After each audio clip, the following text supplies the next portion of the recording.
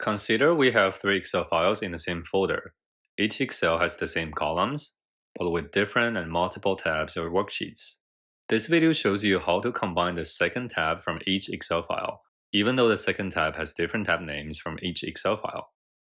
Step 1 is to connect PowerBi to the folder, and then select Transform Data, not anything else. And then once you are in the query editor, click on the icon right next to the content column to combine files. Step 4.1, select any file as the sample file. And then step 4.2, select any tab under parameter. Step 5, an error would pop out as expected.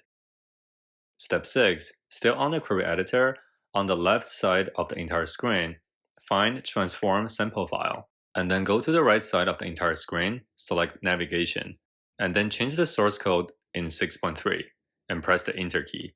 Now the source code will look exactly like step 6.4. Source 1 basically means grab the second tab from each Excel file, and source 2 means to grab the third tab from each Excel.